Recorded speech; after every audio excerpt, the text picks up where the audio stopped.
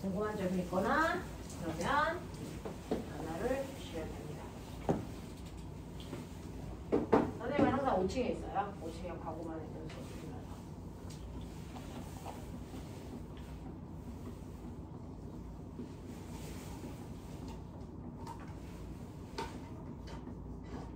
입니다.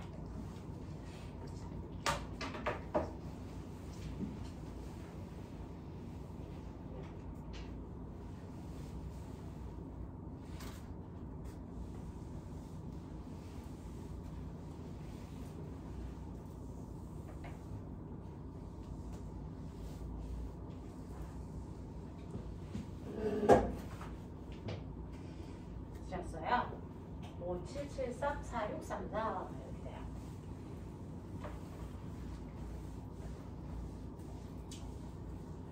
선생님이 거기에 있는 내용을 꼼꼼하게 다 짚어드릴 수는 없고요. 가장 시험에 많이 나올 만한 것들을 건드려 드리고 살짝 심화 파트가 필요해서 그 부분까지 가고 있었어요. 그래서 이런 부분들이 면접 볼 때 필요하구나, 그 단어들을 잘 기억해야 되는구나 라고 하는 거 기억해 주시면 되고요. 지금 저한테 자기 이름으로 문자 하나씩 보내주시면 제가 카톡방에 묶을게요. 그래서 오늘 한 수업 내용을 또 어차피 영상을 찍으니까 그 카톡방에다가 영상을 다시 올려드릴게요. 그래서 자기가 놓친 거 있으면 다시 들을 수 있게끔 하시면 될 것 같아요. 그렇죠? 그래서 누굽니다 문자 보내주시면 지금 선생님 비행기 모드라서 볼 수는 없지만 이따가 정리해서 우리 카톡방을 만들게요.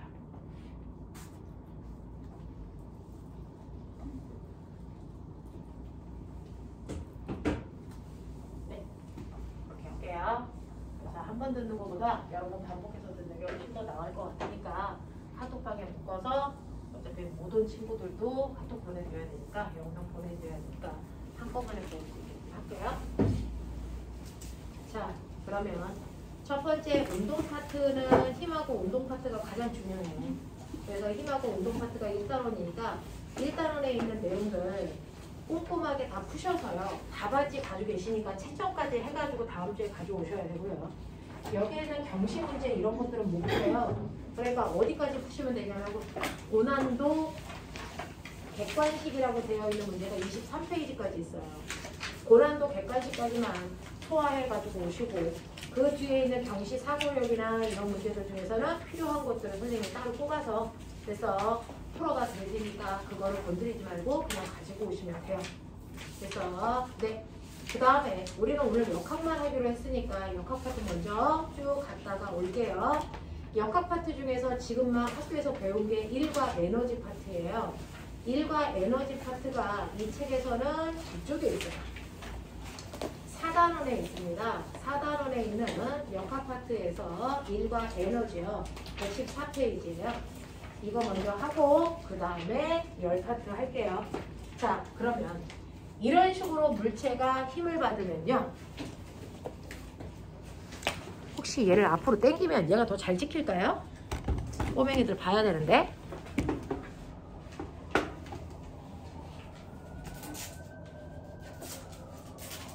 해볼게요. 자, 이런 식으로 다 찍히네요. 자, 여러분들이 보시는 것처럼 칠판 안 보이면 책상 줄 안 맞추셔도 되거든요. 옆으로 살짝 빠져나오세요. 자, 우리는 이런 식으로요. 물체가 힘을 받으면 운동 상태인 빠방이 변한다 그랬고요. 그러한 힘에 의해서 우리는 뭐 할 수 있냐면 일이라는 걸 하죠. 아까 보여드린 것처럼 우리가 일상에서 말하는 일, 엄마는 집안일을 하냐고 스트레스 많이 받는다는데 집안일을 과학에서 인정하는 일이라고 할까? 하지 않는다는 거죠. 여러분들 공부하는 일도 하는데 그 공부를 일이라는 거 인정할까? 과학에서는 안 한다는 거죠. 그럼 과학에서 인정하는 일이라는 건 뭔데? 라고 하면 일이라는 건 아까 말씀드린 것처럼 어떤 물체가 있으면 그 물체에다가 힘을 줘서 힘을 준 방향으로 물체를 이동시키는 것만 우리는 일이라고 한다. 기억나죠? 그래서 일은 물체에 힘을 주어서요. 힘준 방향으로 뭐 시키는 거예요?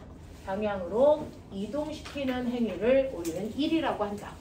그래서 물체에다가 힘을 줘서 힘을 준 방향으로 물체를 이동시키는 걸 일이라고 하니 내가 이러한 일도 객관적으로 측정할 수 있어야 되니까 이러한 한 일은 네가 준 힘에다가 그 힘을 준 방향으로 이동한 거리를 곱한 값이죠. 그러니까 10N의 힘을 2m 이동시키는 데 썼어요. 그럼 내가 한 일 얼마입니까? 20줄이다. 라고 표현한다 그랬죠. 됐죠? 이게 바로 물체에 내가 해준 일입니다. 됐어? 그러면 이런 식으로 일을 하는데 2kg짜리 물체를 10N의 힘을 줘서 2m 밀고 갈 때요. 이 힘은 됐어? 물체를 이동시키는 데 사용되는 힘이고요. 그 다음에 똑같이 2kg짜리 물체가 있어. 이 물체를 들어 올립니다. 그래도 힘들죠. 됐죠? 네. 이때 물체를 들어 올릴 때 필요한 최소한의 힘은 뭡니까? 바로 지구가 올라가지 못하게 잡아당기니까 그 힘만큼은 줘야지 올라갈 수 있죠. 그래서 물체를 들어 올릴 때는 최소 필요한 힘이 물체의 무게만큼이죠. 자, 무게라고 하는 건 질량에다 9.8을 곱하는 거니까 19.6N의 힘을 줘서 내가 똑같이 2m를 들어 올리는 거예요. 됐죠? 그래서 내가 한 일은 이렇게 곱하시면 나오겠죠. 얼마야? 30. 얼마 나오냐? 39.2인가요? 됐죠? 네. 39.2줄의 일을 하셔야죠. 그래서 똑같이 2kg짜리의 물체를 2m 이동시키는데 밀고 갈 때는 여러분들 마찰만큼의 힘을 줘야지 이동시킬 수 있고요. 들어 올릴 때는 중력만큼의 힘을 줘야 물체를 들어 올릴 수 있다. 최소. 알겠습니까? 네. 이렇게 물체가 이동한 방향으로 힘을 줄 때 우리는 일을 한다라고 했는데 내가 열심히 일을 했다라고 생각했는데 알고 보니까 한 일이 아무것도 없는 경우도 있어요. 어떤 경우가 그러냐면 물체한테 내가 지금 칠판이라는 물체한테 힘을 줬죠? 근데 물체가 움직여 안 움직여? 안 움직여요. 됐어? 힘을 줬지만 물체가 움직인 거리가 하나도 없는 경우에는 한 일이 없습니다. 그러니까 무거운 물체를 그냥 들고만 있어? 그래봤자 한 일은 없어요. 이동거리가 없으니까. 되겠죠? 그 다음에 두 번째는요. 물체한테 힘을 안 줬는데 됐어? 물체가 그냥 스스로 움직여. 물체한테 힘을 안 줬는데 지 혼자 가요. 그럼 내가 준 힘은 없잖아요. 그러면 한 일이 없는 거죠. 됐죠? 네, 이런 경우고요. 세 번째는요. 힘도 주고 이동도 시켰는데 알고 보니까 힘하고 이동 방향이 몇 도를 이루고 있냐면 90도를 이루고 있어요. 그래도 한 일이 없죠. 알고 계시죠? 어떤 경우가 그렇습니까? 라고 하면 내가 이렇게 물체를 들고 있어요. 무거운 물체.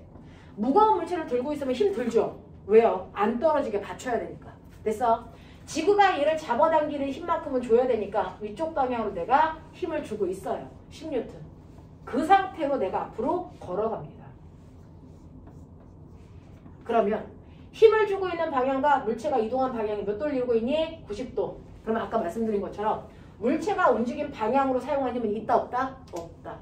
그러니까 한 일이 있을 수 없습니다. 됐죠? 그래서 물체를 들고 수평으로 걸어가는 경우 한 일이 없습니다. 또요. 힘을 줬는데 이동 방향과 힘의 방향이 90도라서 한 일이 없는 두 번째 경우가 뭐 있어요? 등속 원운동 시키는 경우 아까 설명해 드렸어요. 됐죠? 이때도 한 일이 없어요. 알겠죠? 자, 그런가 하면 내가 일을 할 때요. 나의 능률이라고 하는 일한 빠르기요. 일한 빠르기를 우리는 뭐라 그러냐면 이걸 일률이라고 합니다. 그러니 어떤 사람이 A라는 사람이 100줄의 일을 했어요. B라는 사람도 똑같이 100줄의 일을 했어요. 근데 A라는 사람은 이 100줄의 일을 1초라는 시간 만에 해버린 거죠. 근데 B라는 사람은 100줄의 일을 하는데 10초나 걸렸어요. 그럼 누가 더 일을 빨리 한 거니? A가 빨리 한 거죠. 몇 배 빨리 했어요? 10배 빨리 했죠. 그 일한 빠르기를 우리 뭐라 그런다? 일률이라고 하고요. 일률은 됐어. 그 일을 하는데 걸리는 시간으로 나눠버린 값이에요. 되겠어요? 그러니까 100줄의 일을 하는데 1초가 걸렸어. 그러면 1초분의 100. 알겠습니까? 그러면 얘 일률 얼마입니까? 100이죠. 됐어. 네. 얘는 100줄의 일을 하는데 10초 걸렸어? 그걸 나눠보세요. 얘 일한 빠르기 얼마입니까? 10이죠. 됐어? 라고 하는 인율의 단위는 와트입니다. 여러분들이 지금 막 구했던 전력과 같은 단위죠. 됐어? 그래서 일한 빠르기라는 건 1초 동안의 한 일이에요. 그래서 여러분들이 한 일을 걸린 시간 초로 나누시면 이게 바로 일한 빠르기 일률이 되는 거고요. 머리 좋은 사람 생각해 보세요. 한 일이라는 건 힘에다가 밀고 간 거리를 곱하는 거죠. 그걸 걸린 시간 초로 나누는 거죠. 그럼 이게 뭐니? 이게 뭐니? 시간분의 거리. 뭐가 돼요? 속력이죠. 됐어. 그러니까 일률이라는 건 사실은 힘에다가 뭐를 곱해도 된다? 속력을 곱해도 된다.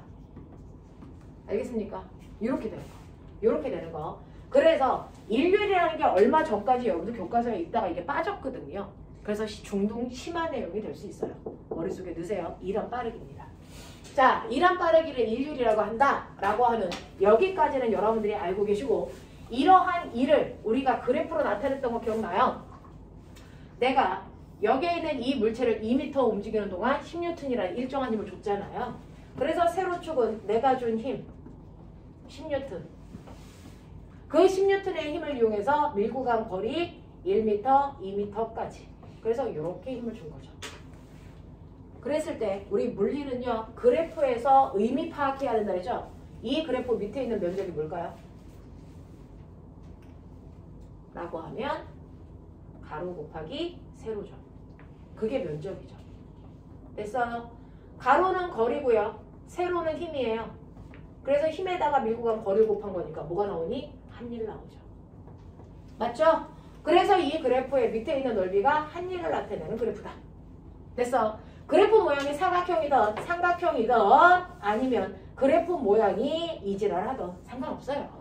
여기가 힘이고 여기가 거리이기만 하다면, 힘이고 거리이기만 하다면 그 그래프의 모양이 어떻게 생기든 상관없이 밑에 있는 면적은 항상 한일을 나타내니,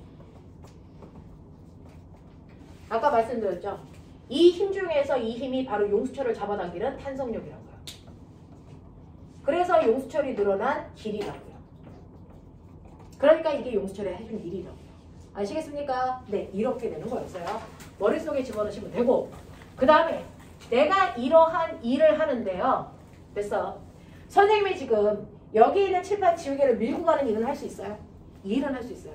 근데 여러분들이 앉아있는 의자를 당길 수는 없어요. 그 일을 할 만큼의 능력이 저한테 없다고요. 됐어? 그렇다면 이러한 일은 무한대로 할 수 있는 게 아니고요. 일할 수 있는 능력이라는 게 있어서 그 능력만큼 일해요. 됐어? 일할 수 있는 능력을 뭐라 그러니? 일할 수 있는 능력 뭐라 그러죠? 우리 배운 적 있어요. 중3 때. 일할 수 있는 능력! 뭡니까? 에너지죠. 그게 에너지였죠. 됐어. 일할 수 있는 능력이 바로 에너지라서 네가 가지고 있는 에너지만큼만 네가 일할 수 있어요. 그러니까 제가 처음에요, 에너지가 있었어요. 처음에 에너지가 얼마 있었냐면 100만큼 있었거든요. 그럼 나는 100만큼의 일을 할 수 있다고. 됐어. 근데 내가 그 중에서 일을 했습니다. 얼마만큼 일을 했어요? 60만큼 일을 했다고 치자. 그러면 일한 후에 나의 나중 에너지 얼마 되죠? 얼마 될까요? 100의 에너지를 가지고 있었는데 그 중에서 60만큼 일을 했어요. 그럼 나의 나중 에너지 얼마? 40밖에 안 남아요. 됐어? 그러니 이건 무슨 말이야? 에너지는 일하는 대로 일로 뭐 됐다? 전환됐다. 에너지를 일하는 데 썼다라는 얘기를 과학에서는 전환됐다라고 표현하는 거예요. 됐죠? 네. 자, 그래서 저는 이제 제가 가지고 있는 처음 에너지는 40밖에 안 남은 거죠. 근데 요번에는 일을 한 게 아니고요. 누군가가 저한테 일을 해줬으면 나는 일을 받았어요. 누군가로부터 일을 받았습니다. 얼마만큼? 20만큼의 일을 받았어. 그럼 내가 받은 일은 나한테서 뭐가 되니? 새로운 에너지가 되는 거예요. 됐죠? 네. 여러분들이 밥을 먹는 행위가 일을 받는 행위예요. 그래서 에너지가 늘어나는 거거든요. 알겠어? 그래서 저의 에너지 얼마 됩니까? 60 됩니다. 네. 그러면 이제 저의 처음 에너지 60이네요. 근데 시간이 지나는 동안 저는 일을 한 것도 0이고요. 받은 일도 0입니다. 그러면 저의 나중 에너지 얼마 됩니까? 그대로 60입니다. 에너지는요. 일을 할 때만 감소하는 거고 일을 받을 때만 증가하는 거예요. 일을 하지도 받지도 않으면 에너지라는 값은 시간이 지나도 변하는 게 아닙니다. 무슨 말인지 알겠습니까? 그러니 에너지는 일로만 전환되는 거고 일은 에너지로만 전환되는 거죠. 됐니? 그러면 그 중에서 일을 했다라고 하는 건 마이너스네요. 에너지를 감소시키네요. 일을 받았다라는 건 에너지를 증가시키는 거네요. 플러스네요. 물리에서 플러스 마이너스 뭘 나타낸다고 했어요? 아까? 방향. 그러니 여기에 어떤 물체가 있어요. 너네들이 알고 있는 에너지의 종류 있죠? 뭐 있어요? 불러주세요. 에너지의 종류? 여러분들이 중학교 3학년 교과서에서 배운 에너지 2개밖에 없어요. 무슨 에너지? 무슨 에너지? 운동 에너지, 위치 에너지. 맞아요. 움직이는 물체가 갖는 에너지를 운동 에너지라고 하고요. 됐죠? 움직이는 물체가 갖는 운동 에너지는 2분의 1 mv 제곱이에요. 무슨 말이냐면 여기에 2kg짜리 물체가 있어. 이 2kg짜리 물체가 있는데 얘가 3이라는 빠르기로 가고 있어. 그러면 얘는 움직이고 있으니까 운동 에너지 무조건 있어요. 움직이면 운동 에너지 있는 거고요. 정지되어 있으면 운동 에너지 얼마? 0. 알겠습니까? 깔끔한 거예요. 그러면 얘 운동 에너지 얼마입니까? 2분의 1 곱하기 m이라는 게 질량이잖아요. 2kg. V라는 건 속력이잖아요. 3. 알겠습니까? 근데 속력을 제곱하라고 그랬으니까 9. 그러면 얘가 갖는 운동 에너지 얼마? 9줄. 이렇게요. 알겠습니까? 그걸 우린 기호로 2분의 1 mv제곱이라고 쓰는 것 뿐이야. 됐어? 또 여러분들이 알고 있는 것처럼 위치의 에너지라는 것도 있고요. 위치 에너지를 고등학교에서는 포텐셜 에너지라고 불러요. 이 위치 에너지 어떻게 구합니까? mg, h. 됐어? 다시 말해서 어떤 물체가요. 지면으로부터 10m 높은 곳에 됐어? 2kg짜리 물체가 떠 있어. 그러면 얘는 바닥면 기준면으로부터 2m 높은 곳에 있기 때문에 바닥으로부터 위치 에너지를 갖겠죠. 얼마만큼이요? 라고 하면 m이 질량이라고 그랬죠? 2kg. g는 중력과 속도죠? 9.8. 떠 있는 높이가 h예요. 하이. 알겠어? 10m. 됐어? 그래서 얘는 얼마? 196줄의 위치 에너지 가지고 있습니다. 이렇게 가는 거예요. 됐죠?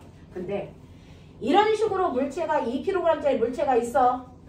얘가 3m/s의 속력으로 가고 있어. 근데 이를 했다라고 하는 이 마이너스는 뭐예요? 물체가 운동하는 방향과 반대 방향으로 힘이 작용해요. 라는 뜻이야. 됐어? 대표적으로 어떤 힘이 그렇지? 마찰력. 됐어? 네, 마찰력이 얼마만큼 작용하냐면 2N만큼 작용한다고 쳐. 그 마찰이 있는 곳을 얘가 2m 지나가면 속력이 빨라질까 느려질까? 느려지겠죠. 속력이 느려지면 운동에너지 커질까 작아질까? 작아지겠죠. 됐어? 네. 에너지가 줄어든다는 얘기는 일을 했다라는 거다. 누구에 대해서? 마찰에 대해서 일을 했다. 됐어? 네. 그러면 얘는 처음에 운동에너지 얼마 있었어요? 2분의 1 곱하기 2 곱하기 9니까 얼마? 9줄만큼의 에너지가 처음에 있었군요. 근데 얘는 여기를 가면서 운동 방향과 반대 방향으로 얼마만큼 일했지? 바로 마찰이었네. 됐어? 마찰력 얼마? 2N이. 운동 방향과 반대 방향으로 작용했어요. 그 뜻이에요. 자, 그 2N의 힘으로 몇 미터 갔어요? 2m를 갔네요. 그러면 얘는 얼마만큼의 일을 한 겁니까? 마이너스 4줄만큼 일했다. 이 뜻이에요. 그러면 나중 운동 에너지 얼마 됩니까? 9에서 4를 빼셔야죠. 얼마 나와요? 나중 에너지는 5줄 되네요. 되겠습니까? 이게 일을 했다라는 표현이에요. 됐죠? 이런 식으로 물체가 운동하는 동안 운동 방향과 반대 방향으로 힘을 받으면 에너지는 감소한다. 그걸 우리는 일을 했다라고 표현한다. 알겠습니까? 네. 자, 그런가 하면 이런 식으로 물체가 오른쪽으로 2kg짜리가 3m/s의 속력으로 움직여 운동 에너지가 9줄이었다고요. 근데 누군가가 가고 있는 물체한테 운동 방향과 같은 방향으로 힘을 줘요. 됐어? 얼마? 5N의 힘을 줘서 2m 밀고 갔다고 치자. 그러면 처음에 에너지는 9였는데요. 이 물체가 운동하는 동안 힘을 받았어요. 운동 방향과 같은 방향으로 5N의 힘을 받았죠. 그 5N의 힘으로 2m 움직였죠. 그러니까 얘는 플러스 10줄의 에너지가 늘어나는 거예요. 그래서 얘는 얼마가 돼요? 나중 에너지가 19라는 에너지가 되죠. 그러면 얘는 운동 방향의 힘을 받았으니까 운동 에너지가 9였던 게 19가 되는 거죠. 더 빨라지죠. 그러면 나중 속력 얼마입니까? 2분의 1 곱하기 2 곱하기 나중 속력의 제곱이 19 돼야죠. 됐죠? 그럼 V 제곱이 19니까 나중 속력은 얼마? 루트 19의 빠르기로 가고 있다. 알겠습니까? 이렇게 돼요. 하겠죠? 하겠죠? 이런 식으로 일을 했다라는 것과 받았다라는 건 바로 힘의 방향을 얘기하는 거다. 운동 방향과 반대 방향으로 힘을 받으면 무조건 에너지는 감소한다. 운동 방향으로 힘을 받으면 무조건 에너지는 증가한다. 근데 운동하는 동안 어떤 힘도 안 받으면 운동 에너지는 변하지 않는다. 알겠습니까? 그러니까 빠르게 변하지 않는다. 이런 얘기입니다. 자, 그러면 이런 식으로요. 에너지라는 건 일할 수 있는 능력이라는 거 인정. 그랬을 때 에너지가 증가, 감소, 그건 힘의 방향에 의해 결정된다. 알겠어요? 네. 근데 그러한 에너지는 위치 에너지, 운동 에너지 두 가지가 있고요. 이걸 합해서 무슨 에너지라고 하니? 위치 에너지, 운동 에너지 합해서 무슨 에너지라고 했어요? 역학적 에너지.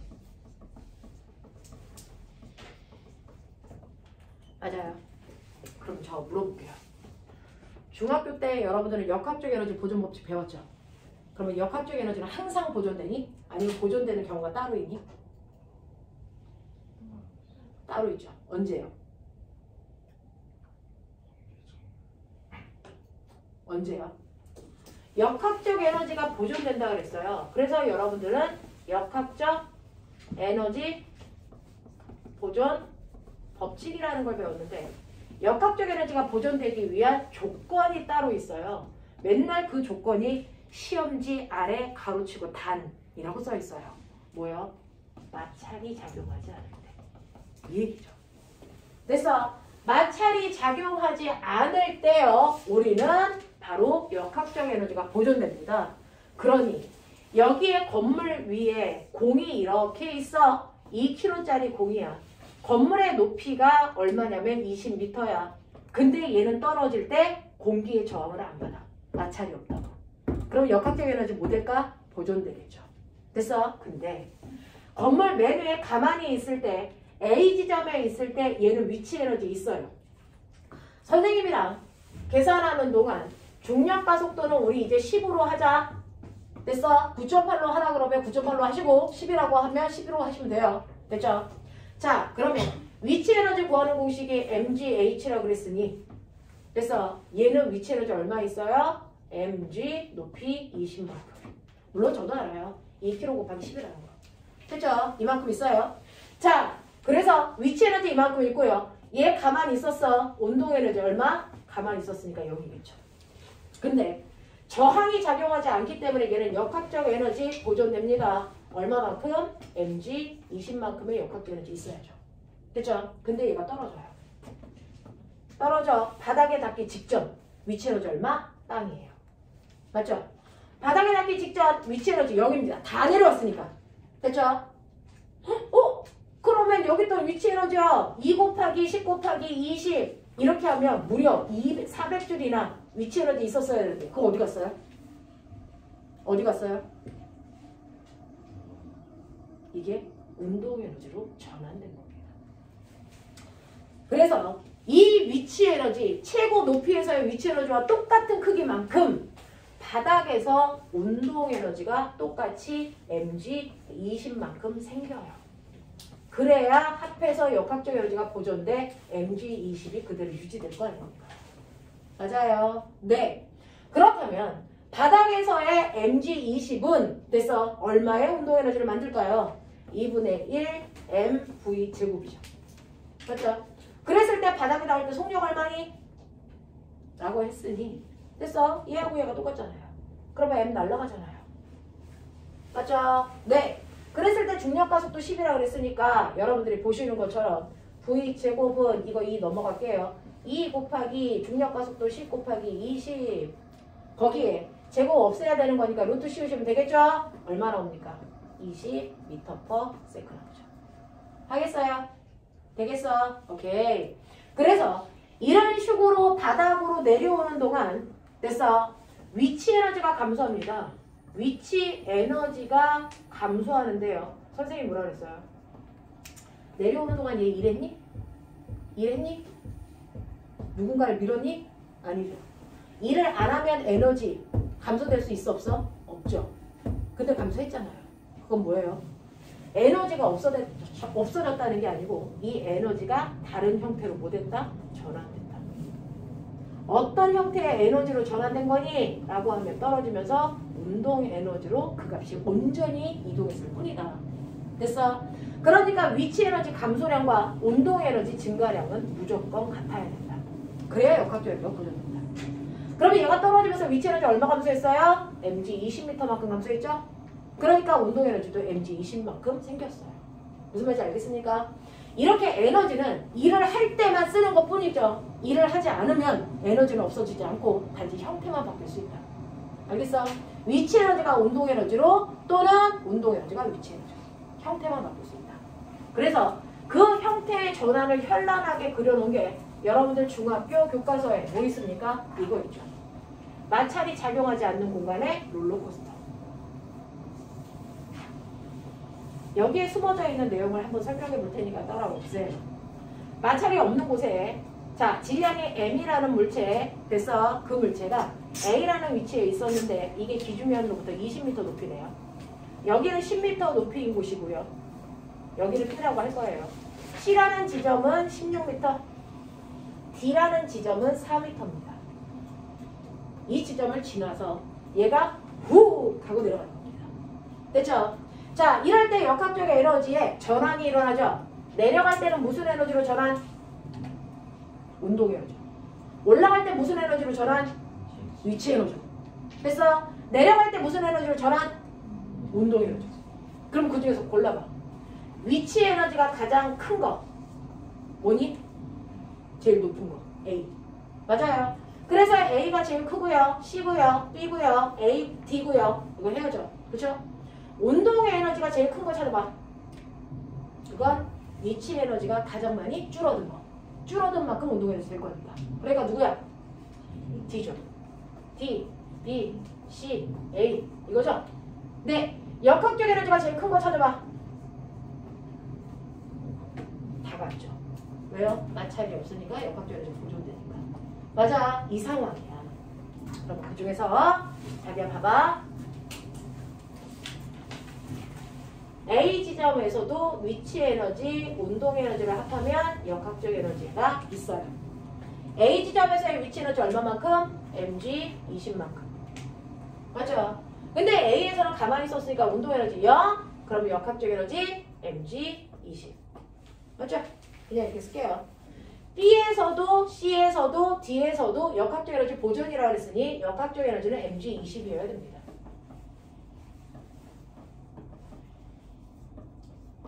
근데 B점에서의 위치 에너지 얼마? 물론 mg 얼마? 10. 그럼 운동 에너지 얼마니? mg 10이어야죠. 그래야 합하면 mg 20 되겠죠. 맞아요? 네. 운동 에너지요. 속력 안 좋는데도 구할 수 있어요. 무슨 말인지 알지? C점에서의 위치 에너지 mg 16. 운동 에너지 mg 4여야죠. 그래야 합해서 20 되죠. 됐죠? 네. D에서의 위치 에너지 mg 4. 운동 에너지 mg 16. 그래야 합해서 mg 20 되죠. 아시겠어요? 그래서 우리나라 애들한테 B에서 다짜고짜 운동 에너지 얼마니? 라고 물어보면 애들은 운동 에너지 구하는 식이 2분의 1 mv 제곱이라고 외웠기 때문에 여기서 속력 모르는데요? 운동 에너지 못 구해요. 라고 얘기한다고요. 못 구하지 않잖아요. 무슨 말인지 알죠? 이렇게 구할 수 있어요. 되겠나? 자, 그러면 이 중에서 생각해 보세요. A 대 B의 위치 에너지의 비율 몇 대면? A 대 B의 위치 에너지 비율 보이세요? 얼마입니까? mg 20대 mg 10이죠. 어차피 mg 똑같으니까 안 쓴 거예요. 됐어. 그러면 20대 10이니까 얼마입니까? 2대 1이죠. 근데 나 궁금한 게 있는데 이거 20, 10이라는 숫자가 어디서 왔을까? 결국은 저것만 찾으면 되는 거잖아. 위치 에너지 비율. 저거 어딨어? 맞아요. 물체가 기준면으로부터 떠있는 높이만큼이 위치 에너지가 된다. 맞아요. 이게 바로 위치 에너지예요. 위치 에너지. 그러니까 위치 에너지 B를 구하라 그랬는데 B를 구하라 그랬는데 이걸 계산하고 있어. 미친 거죠. 안 계산해요. 알겠습니까? 자, B 대 C의 위치 에너지 비율. B 대 C의 위치 에너지 비율 보이세요? 얼마입니까? 네, 10대 16이죠. 됐어? 10대 16이니까 얼마입니까? 5대 8. 되겠어요?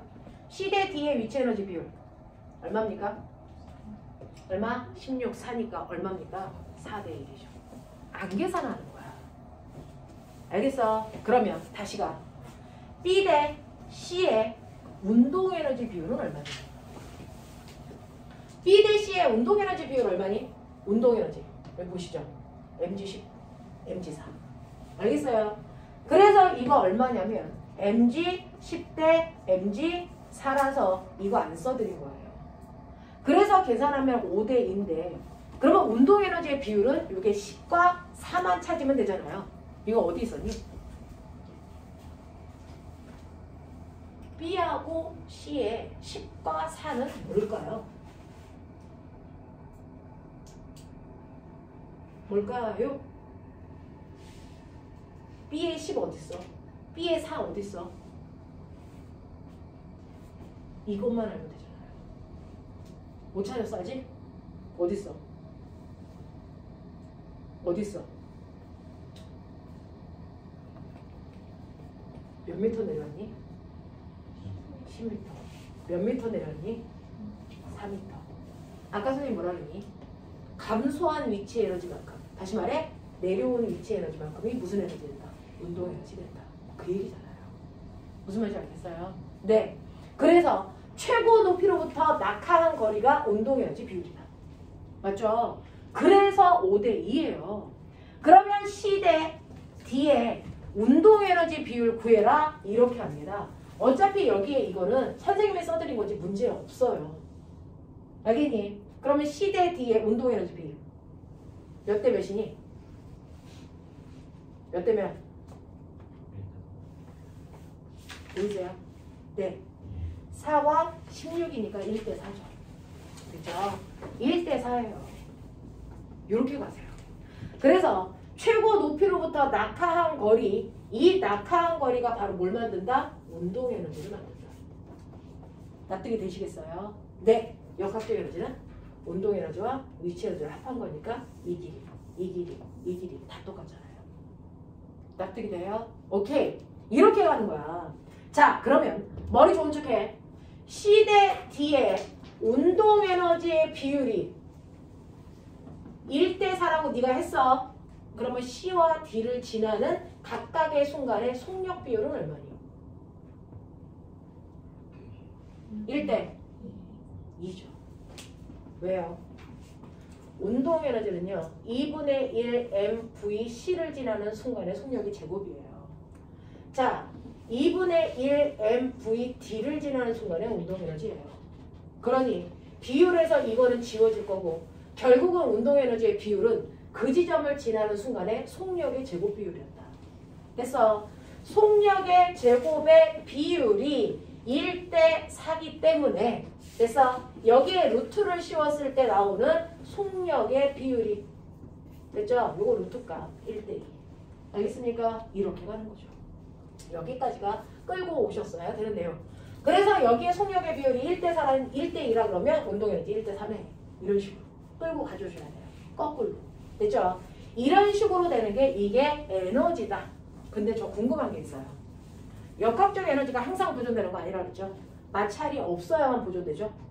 그래서 마찰이 있으면 역학적 에너지 보존되니? 안 되죠. 그러면 에너지가 보존 안 되는 거니? 에너지는 보존되니? 맞아요. 마찰이 있던 없던 됐어. 에너지는 보존됩니다. 단 마찰이 있으면요. 처음에는 모두 다 역학적 에너지의 형태로 가지고 있었어요. 얼마? 100이요. 근데 마찰이 있는 공간을 이 아이가 지나가. 그럼 마찰에 의해서 뭐가 발생하니? 지나가면서 땅바닥과 열이 발생하죠. 그 열 자체가 열 에너지예요. 됐어?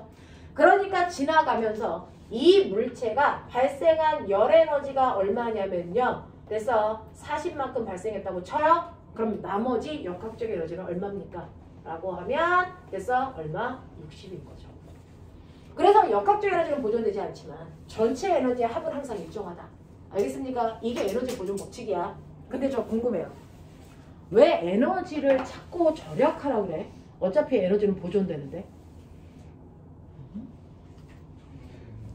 어? 다시 돌리는 게 어려워서. 됐어요? 네, 그것도 맞는 말인데 정확한 건 뭔지 아세요? 사실은요. 에너지는 여러분들 우리가 사용할 수 있는 에너지와 사용할 수 없는 에너지로 바뀝니다. 친구가 얘기한 것처럼 형태를 다른 형태로 쉽게 바꿀 수 있는 에너지는 우리가 사용할 수 있는 에너지예요. 그러니까 우리가 콘센트 꼽으면 형광 켜지죠. 무슨 에너지를 바꾼 거예요? 전기 에너지를 비대 에너지로 전환시킬 수 있잖아요. 그렇죠? 그러니까 전기 에너지 같은 거는 우리가 쉽게 전환할 수 있는 에너지이기 때문에 우리가 사용 가능한 에너지입니다. 근데요. 이렇게 물체가 움직이면서 땅바닥에서 발생하는 열 에너지는 우리가 쉽게 다른 에너지로 전환시킬 수 있다 없다? 없어요. 그러니까 에너지를 절약하라는 이유는요. 사실은 우리가 사용하다 보면 됐어. 사용 가능한 에너지가요. 점점 됐어. 사용 불가능한 에너지의 형태로 바뀝니다. 그게 바로 열 에너지예요.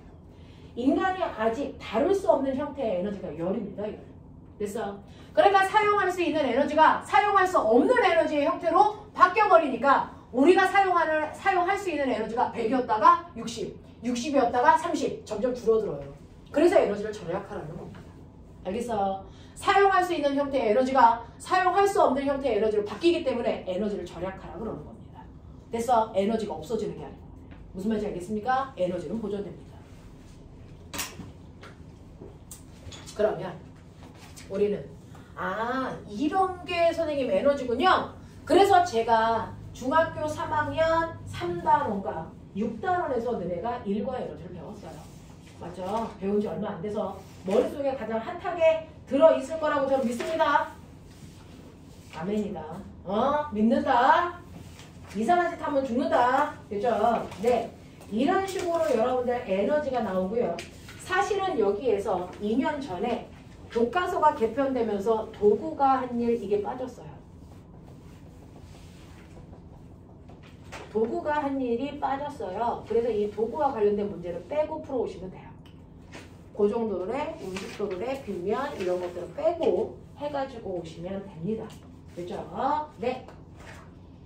자, 그래서 이런 식의 일을 여러분들이 할 수 있다라는 것도 기억을 좀 해두시면서 저 궁금한 게 있는데요. 일하고 에너지는 방향이 있는가 없는가? 일은 스칼라니 벡터니? 라고 하는데요. 중학교에서 여러분들이 배운 것 중에 힘을 뺀 나머지는 다 스칼라 값이라 방향이 없어요. 그래서 방향을 생각할 필요가 없다는 얘기죠. 이렇게 얘기하니까 무슨 말인지 모르겠죠. 자, 어떤 학교에서 매번 나오는데요.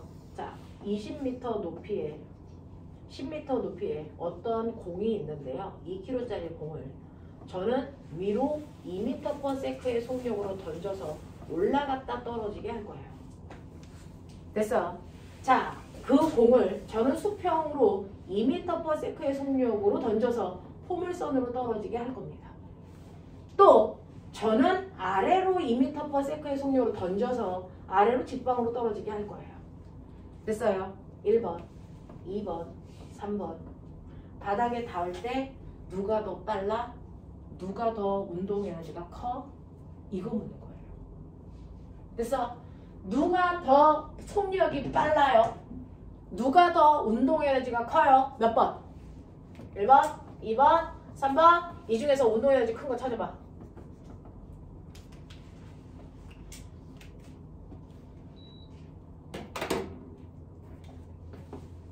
어떻게 던질 때 운동 에너지가 제일 커요?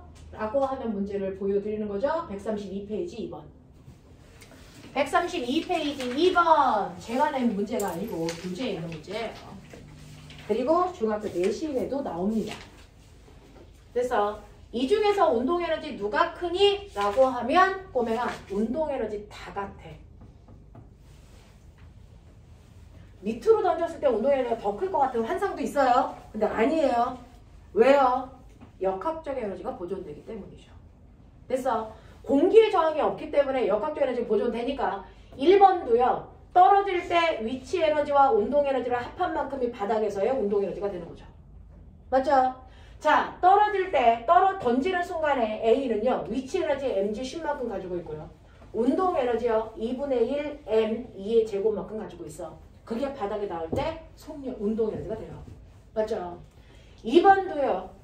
위치 에너지 똑같이 mg10이고요. 됐죠? 수평으로 던져도 운동 에너지는 2분의 1 mv 제곱이죠. 운동 에너지는 방향이 없기 때문에 위로 던지던 수평으로 던지던 아래로 던지던 방향을 고려할 필요가 있다 없다? 없다. 던지는 빠르기만 보면 된다. 그래서 던지는 빠르기 다 똑같아요. 그럼 운동 에너지 다 똑같고요.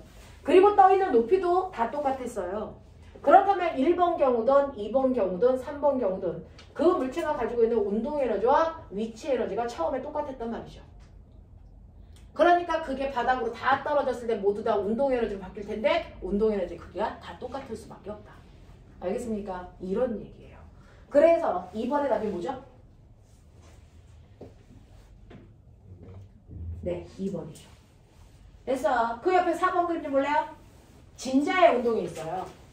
진자의 운동이 있어서 얘가 진자가 이런 식으로 내려갔다 올라갔다 할 거란 말이죠.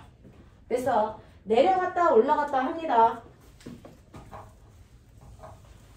자, 여기 A점에 있다가 내려가서 B를 지나갔다가 그것과 같은 높이 C로 왔다가 더 올라가서 D로 가르고 이런 그림이 그려져 있는 거네요. 됐죠? 네. 이 중에서요. 자, 진자가 사실은 요 위에 있다가 이제 내려오고 있는 중간에 그린 거예요. 그래서 A, B, C, D인데요. 이 중에서 제일 빠른 곳이 어딜까요? 어디요? B요. 됐어? 네. 제일 느린 곳이 어딜까요? D죠. 이 순간 속력 얼마? 0. 됐어? 네. 그러면 제일 빠른 이곳에서는요. 여기를 기준면으로 잡을게요. 위치 에너지 0이죠. 무슨 에너지만 가지고 있어요? 운동 에너지. 그게 다 무슨 에너지가 될 때까지 올라간 거예요? 위치 에너지가 될 때까지 올라간 거고요. 높이만 같다면 빠르기가 어떻다? 같다. 되겠습니까? 이렇게 되는 거죠. 이해되시겠어요? 오케이. 이런 얘기예요. 제가 좀 빠르거나 이해 안 되는 거 있으면 질문하셔도 돼요.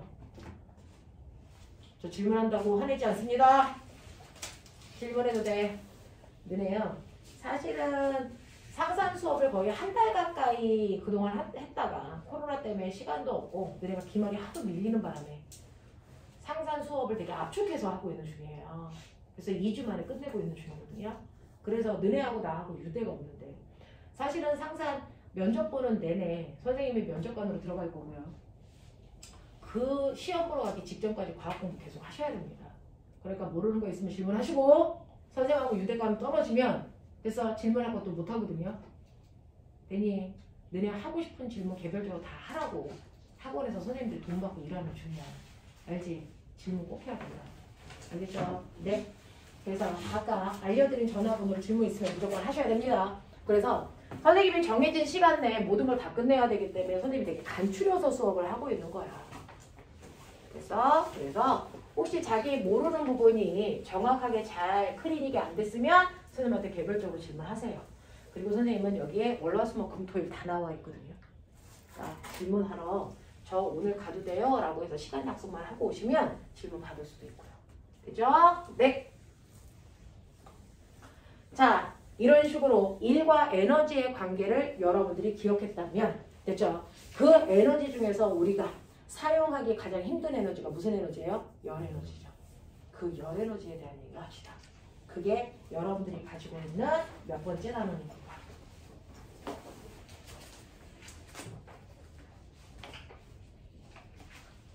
아까 그 면접 문제의 두 번째 내용이면서 됐죠? 여러분들이 하셔야 되는 열 에너지가 아마 거기에 두 번째 단원인가 있을 텐데. 맞네요. 이 단원. 열과 우리 생활이라고 하면 됐죠? 자, 사실 페이지가 열이고요. 사실은 열이라고 하는 걸 우리는 물리에서는 뭐라 그러냐면 이 열은 열 에너지죠. 여러분들이 얘기하는 열은 사실은 열 에너지의 준말이에요. 됐어? 네. 자, 그러면 열이 뭡니까? 라고 얘기하면 열이라는 건 됐어? 이렇게 선생님이 칠판을 딱 만져주니까 미지근하네 이렇게 느껴집니다. 됐죠? 그러니까 열이라는 건 뭐냐면 어떤 물체의 차고 뜨거운 정도를 표현한 거죠. 얼마나 차, 얼마나 뜨거워, 그 차고 뜨거운 정도를 표현한 게 열이란 말이에요. 자, 그러면 제가 칠판을 이렇게 만졌을 때요. 선생님 미지근하다고 말하지만 어떤 애는 차가워 라고 표현해요. 똑같은 차갑고 뜨거운 정도를 가지고 있지만 사람마다 표현법이 달라. 그러니 이게 얼마나 차갑고 얼마나 뜨거운지를 국어로 표현하면 객관적으로 우리가 비교할 수 있다 없다? 없다요.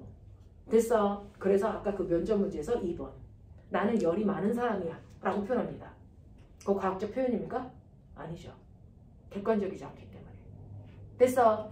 그러면 이 열의 차갑고 뜨거운 정도를 객관적으로 표현한다는 얘기는 뭘로 표현한다는 얘기니? 숫자로 표현한다는 거죠. 물체의 차고 뜨거운 정도를 객관적인 숫자로 표현하면 이걸 뭐라 그런다? 우린 온도라고 부르는 거예요. 그걸 온도. 됐어. 자, 이 온도 체계에는 몇 가지가 있습니까? 3가지가 있어. 온도 표현에 3가지가 있어. 전 지구적으로. 우리나라가 쓰는 온도는 뭐니? 섭씨 온도죠. 우리나라가 쓰는 온도는 섭씨 온도고요. 미국 사람들이 쓰는 온도는 화씨 온도죠. 과학에서 쓰는 온도는 또 달라요. 됐어? 과학에서 쓰는 온도는 섭씨도 화씨도 아닌 절대 온도라는 걸 씁니다. 이런 식으로 온도는 3가지의 표현을 씁니다. 그 중에서 섭씨 온도, 화씨 온도 원래 있었던 게 아니고 과학자가 만든 거잖아요. 그럼 만들 때 뭔가를 기준으로 해서 만들었겠죠. 그래서 섭씨 온도는 스몰 t로 표현하고 단위는 도씨이고요. 화씨 온도는 F라고 쓰고 단위는 도F고요. 절대 온도는 라지 t로 쓰고요. 단위는 켈빈이에요. 아세요?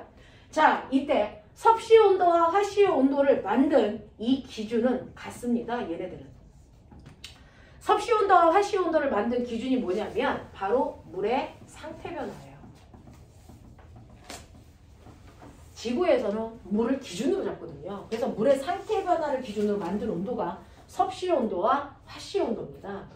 자, 그러면 물은요.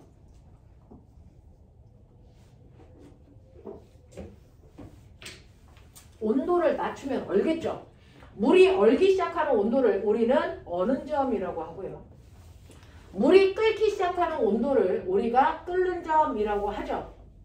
자, 그 중에서 물이 얼기 시작하는 온도, 그거를 섭씨 온도에서는 0으로 잡은 거예요.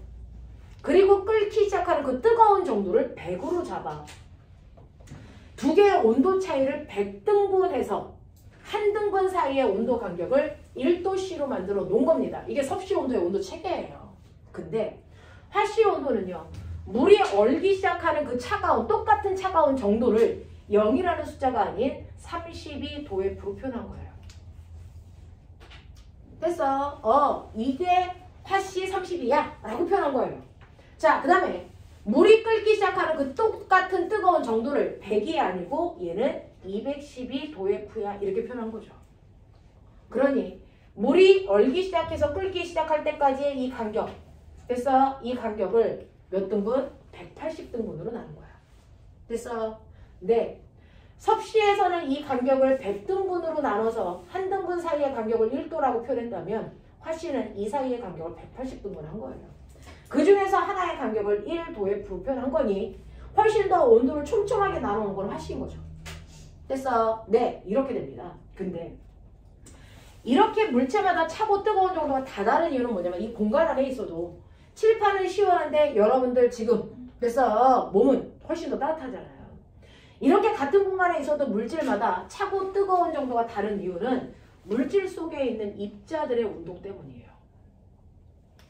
입자들의 운동이 활발하면 옆에 있는 입자와 자꾸 부딪힙니다. 부딪히면 뭐가 발생하니? 열이 발생했어요. 그래서 차고 뜨거운 정도가 결정되는 거거든요. 됐어? 그러면 이렇게 물질들이 막 움직이면 또는 거꾸로 얘기하면 여기다가 열을 가하면 이 안에 있는 입자의 운동이 뭐해지니? 활발해져요. 됐어? 네. 그래서 여러분들 기억하십니까? 중학교 1학년 때 배웠었는데 화학 시간에도 하실 건데요. 실제로 어떤 통 안에 기체라는 입자가 들어있고요. 여기에다가 열을 가하면 기체 입자들의 운동이 뭐해지니? 활발해지지. 그럼 활발해지면 어떤 일이 발생하니? 기체들이 활발히 움직이면 입자와 입자 사이의 거리가 더 멀어져야 되죠. 더 멀어져야 되죠. 그러면 그 기체가 들어있는 공간의 크기, 부피는 뭐 해줘야 된다? 커져야 된다. 기억나요? 그래서 온도가 높아질수록 부피가 뭐 해집니까? 커집니다. 이걸 그래프로 그리시면 그래서 온도를 우리가 알고 있는 섭씨 온도로 놓으시면 되죠? 온도가 높아질수록 부피는 커지죠. 알겠죠? 여기가 부피, 여기가 온도. 그 중에서 이 온도가 몇 도? 0도. 그럼 저 궁금해요. 오늘 아침에 눈 온 거 아세요? 오늘 첫눈 왔어요. 헤! 저는 오늘 강아지랑 산책 나갔는데 첫눈 와서 우리 강아지가 추워서 집에 가자 그래서 들어왔죠. 선생님은 빅을 키우거든요. 아침마다 일어나서 산책 가자 그랬는데 오늘은 산책 가는데 추우니까 꼬맹이가 들어가자 그래서 빨리 들어왔죠. 다행이었어요. 아니면 1시간 동안 끌려다니거든요. 맨날. 그래서 보시면 0도일 때요. 기체의 부피 있을까 없을까? 0도일 때 기체는 부피가 있니 없니? 있죠. 오늘 아침에 거의 0도였나 봐요. 근데 밖에 나가니까 공기가 있죠. 그러니까 나 숨 쉬었죠. 알겠어요? 0도일 때도 기체는 부피가 있고 거기서부터 온도가 올라갈수록 기체들은 운동이 활발해지니까 부피가 커집니다. 무슨 말인지 알아요? 그럼 거꾸로 가봐요. 온도를 낮춰보세요. 온도를 높이면 기체의 부피가 일정하게 증가했다면 온도를 낮춰도 기체의 부피는 일정하게 감소해야 됩니다. 맞아요? 일정하게 감소하다 보면 어느 순간에 기체들의 부피가 0이 되는 순간이 있습니다. 수학적으로 그래프 그려보시면 나오겠죠. 그래서 몇 도일까요? 그렇죠. 영하 273도요. 실제로 지구의 온도가 영하 273도까지만 떨어질 수 있으면 대기에 있는 모든 기체들은 액체로 바뀝니다. 그래서 기체가 차지하는 부피가 없습니다. 아세요? 네. 그렇다면 섭씨 온도는 중간에서부터 시작해서 부피와 온도가 정비례가 아니었는데 온도가 부피가 0인 순간 여기를 기준으로 잡아서 그래프를 그리면 정비례 그래프가 그려지네.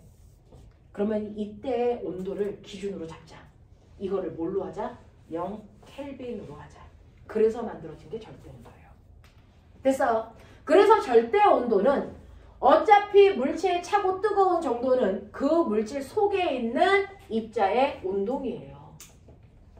그래서 입자의 운동을 기준으로 만든 온도, 이게 절대 온도. 그래서 기체의 부피가 0이 되는 순간에 마이너스 273도를 0켈빈으로 잡아서 만든 온도를 절대 온도라고 한다. 알겠어? 이런 식으로 절대 온도를 그려놓으면 그래서 절대 온도를 기준으로 잡아놓으면 부피와 온도가 정확하게 비례합니다. 그러니 여기 10켈빈이라고 칠게요. 10켈빈일 때 어떤 기체의 부피가 10ml예요. 그러면 그래서 20켈빈일 때 이 아이의 부피는 얼마일까요? 라고 하면 10켈빈에 비해서 20켈빈은 온도가 2배 커진 거죠. 그럼 부피도 정확하게 2배 커집니다. 20ml. 알겠어?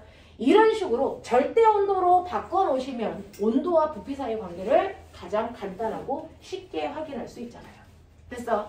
그래서 과학에서는요. 이런 식으로 온도를 표현할 때 입자의 운동을 짐작할 수 있는 절대 온도로 표현하고 그렇게 되면 부피까지도 간단하게 해결할 수 있다. 알겠습니까? 그래서 과학에서는 절대 온도 쓴다고요. 그러면 우리나라에서 쓰는 섭씨 온도를 어떻게 하면 절대 온도로 바꿀 수 있어? 라고 하면 그래서 절대 온도는요. 섭씨 온도에다가 273을 더하시면 절대 온도 나와요. 그러니 물이 어느 점이 0도라 그랬죠? 0에다가 273을 더하시면 우리가 알고 있는 0도라는 건 절대 온도에서 273켈빈이라는 얘기입니다. 됐죠? 물에 끓는 점이 100도라 그랬으니까 100에다가 273 더해보세요. 얼마입니까? 373켈빈이죠. 됐죠? 그렇다면 얼기 시작해서 끓기 시작할 때까지 몇 간격입니까? 라고 하면 100등분인 거죠. 그래서 네, 그래서 똑같이 섭씨 온도와 절대 온도는 어느 점과 끓는 점 사이의 간격을 똑같이 100등분해서 나누는 거예요. 섭씨 온도를 기반으로 만들었기 때문에. 그래서 섭씨 온도에서 온도가 10도 높아지면 절대 온도도 똑같이 10켈빈 커집니다. 알겠습니까? 이렇게 된다는 거 알아두시면 되겠다. 그래서 거기에서 섭씨 온도와 화씨 온도를 만든 기준 설명해라 라는 문제가 나왔었잖아요. 섭씨 온도와 화씨 온도는 물의 상태 변화를 기준으로 만든 온도고요. 절대 온도는 입자의 운동을 기준으로 만든 온도입니다. 알겠습니까? 온도 사이의 상호관계 기억해 두시면 되고, 그러면 이러한 온도가 다른, 열이 다른 물질을 그래서 내가 접촉시켜요. 한쪽은요 80도의 뜨거운 물, 한쪽은 20도의 차가운 물, 이거 접촉시켜요. 그럼 어떻게 될까? 온도가 서로 다른 물질을 접촉시키면 어떤 일이 발생합니까? 열이 이동합니다. 기억나요? 열이 이동합니다. 자, 그래서 온도가 다른 물질을 접촉시키는 순간 반드시 열에 뭐가 생긴다? 이동이 생긴다. 어디에서 어디로요? 뜨거운 데서 차가운 쪽으로만 일방통행이죠. 거꾸로 갈 수 있다 없다? 절대 없어요. 열은 항상 고온에서 저온으로만 이동합니다. 거꾸로는 절대로 이동할 수 없습니다. 그래서 이걸 열역학이라고 합니다. 열역학 제2법칙. 열은 항상 뜨거운 데서 차가운 쪽으로만 이동하죠. 거꾸로는 못 갑니다.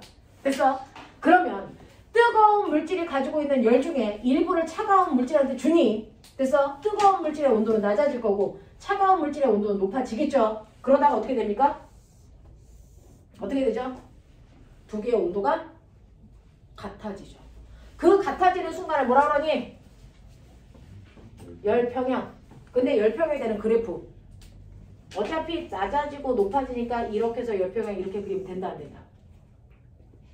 그래프 이렇게 그리면 되니 안 되니? 안 되죠. 우리 이런 그래프 되게 어색하죠. 그동안 어떻게 그려졌죠? 열평형이 되는 모습을 그리면 실제로 우리 어떻게 그렸었냐면 이유도 없이 습관적으로요. 뜨거운 물체가 열을 잃고요. 차가운 물체가 열을 얻어 열평형이 될 때까지 그래프를 곡선으로 그렸어요. 직선으로 안 그렸단 말이죠. 그래서 두 개의 온도가 같아지는 이 순간, 됐죠? 이게 열평형 상태야. 이렇게 배웠단 말이죠. 그럼 전 물어볼게요. 왜 이게 직선이 아니고 곡선이어야 되니?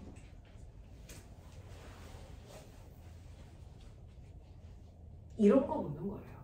우리가 너무나도 당연하다고 생각했던 걸 왜? 라고 물어보면 설명하기 더 어려운 거예요. 됐죠? 자, 열평형이 될 때까지 온도 변화가 직선이 아니고 곡선인 이유는 뭐냐면 사실은 열을 이동시키는 원동력이 뭘까요? 왜 온도가 다른 물질을 접촉하면 열은 이동해? 바로 온도차가 열을 이동시키는 원동력이기 때문이에요. 됐어? 처음에는요. 두 물체 사이의 온도 차이가 얼마냐면 60도나 나요.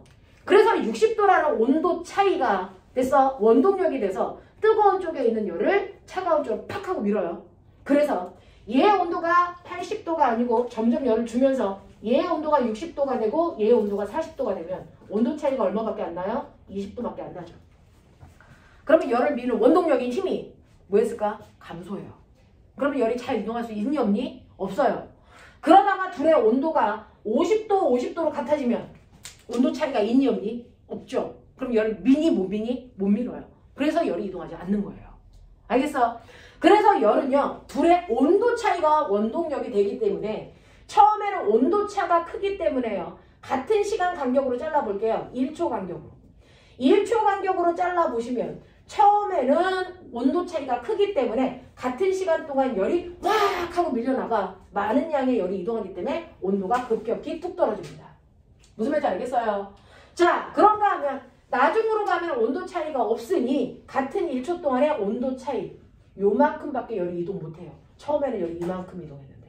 무슨 말인지 알겠습니까? 알겠어요? 그래서 같은 시간 동안에 이동하는 열의 양이 같지 않다. 온도차가 크면 같은 시간 동안에 열이 많이 이동하는 거고 온도차가 작아지면 같은 시간 동안에 이동하는 열의 양이 줄어든다. 그러다가 온도차가 없어지면 열이 이동 안 하는 거다. 이걸 열 평형 상태라고 한다. 알겠습니까? 이렇게 되는 거예요. 그래서 아하, 열이라고 하는 건 온도차에 의해서 이동하는 거구나. 그 온도차에 의해서 뜨거운 물체에서 차가운 물체 쪽으로 열이 이만큼씩 이동해 가요. 점점 이동하는 열의 양이 줄어드는 거 보이시죠? 됐어요? 네! 그러면 이동한 열의 양을 뭐라 그러냐? 고온의 물체에서 저온의 물체 쪽으로 열이 이동했어요. 이동한 열의 양을 뭐라 그랬는데? 중학교 때 배운 적이 없는 것 같죠? 말하면 근데 되게 배웠다? 고온의 물체에서 저온의 물체 쪽으로 이동한 열의 양. 이동한 열의 양을 네가 뭐라 그랬다? 이거 뭐라 그러니? 열량. 박태기는. 그걸 열량이라고 하는 거야. 됐어? 열량이라는 건 이동한 열의 양이지 너 열 얼마 가지고 있어? 이거 아니야. 자, 뜨거운 물체가 열을 100 가지고 있었다? 근데 이게 고온의 물체에서 저온의 물체 쪽으로 열을 얼마를 줬냐면 됐어? 30만큼 줬다? 그럼 열량은 얼마야? 30인 거예요. 100이 아니라고요. 됐어? 열량이라는 건 고온의 물체에서 저온의 물체 쪽으로 이동한 열의 양을 얘기한다. 됐어? 내가 가지고 있는 게 아니고. 그 열량 어떻게 구했지? Q는 열량을 Q라고 표현해요. 열량은 C암탁. 기억나냐? Q는 C암탁. C가 뭐게? 그렇지, 비열. 이제 아는 사람 나오는구나. M. M은 뭐야? 질량이지. 델타 T. 델타는 변화량이라는 거고요. T는 뭐예요? 온도 변화량. 됐어. 이렇게 곱하면 바로 열량이라는 열 에너지가 나오는 거예요. 열량이 바로 열 에너지예요. 열량이 열 에너지라고요. 됐어. 예를 들어서요. 여기에 고온의 물체가 있었잖아요. 아까 80도의 뜨거운 물체가 200g이 있었어요. 그리고 차가운 물체가 됐어. 20도의 차가운 물체가 100g 있어요. 그러면 얘는 열평에 되는 온도가 얼마예요? 그리고 이동한 열량은 얼마입니까? 이런 거 묻는 거예요. 됐어? 네. 자, 그럼 80도에 물이 있었고 20도에 물이 있었네. 자, 그랬을 때 뜨거운 물이 차가운 물한테 열을 줬을 거야. 그걸 열량이라고 해. 그러면 뜨거운 물체가 차가운 물체한테 열을 30 줬으면 뜨거운 물체가 잃은 열량이 30이죠. 그럼 차가운 물체가 얻은 열량이 얼마예요? 그것도 30이죠. 그게 같아요. 그러니까 우리는 고온의 물체가 잃은 열량과 저온의 물체가 얻은 열량이 같다라는 방정식으로 푸시면 돼요. 고온의 물체의 C암탁과 저온의 물체의 C암탁이 같다라고 놓고 푸시면 된다고요. 됐죠? 근데 물은 비열이 얼마다? 1이다. 기억나요? 네. 그리고 뜨거운 물의 질량이 200g이라고 했으니까 200. 그리고 온도 변화는 80에서 T도까지 떨어졌을 거니까 온도 변화는 80 빼기 T. 저온의 물체가 얻은 열량은요. 비열, 물 똑같으니까 1 곱하기 질량은 100. 됐어. 온도 변화는 높은 온도에서 낮은 온도를 빼야지 변화량이죠. T 빼기 20. 이렇게 하면 되죠. 됐어. 근데 이게 같아. 그러니 센스 있으면 공통에 지우고 가자. 우리 선생님이 과거에서 수학 못하기로 유명한 계산 자꾸 틀려요. 자, 계산한다. 160-2t는 됐어. t-20이에요. t 넘어오시면 3t는 얼마 나옵니까? 180 나오죠. 됐죠? 그럼 t는 얼마 나옵니까? 60. 아, 얘 60도에서 열평인데. 그 뜻이고요. 자, 그렇다면은 여기에서 60을 집어넣으시면 얼마 나옵니까? 이거 20 나오죠?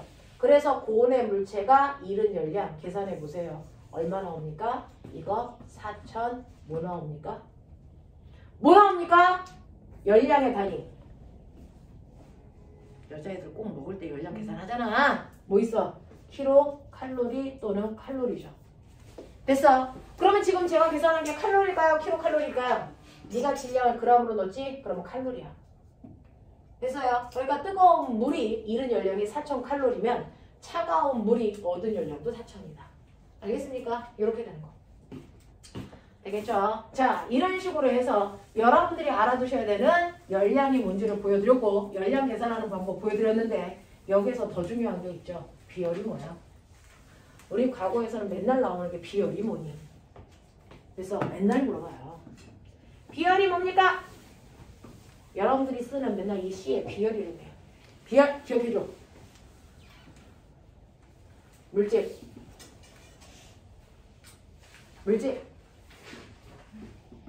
1kg을 1도 높이는데 필요한 열량.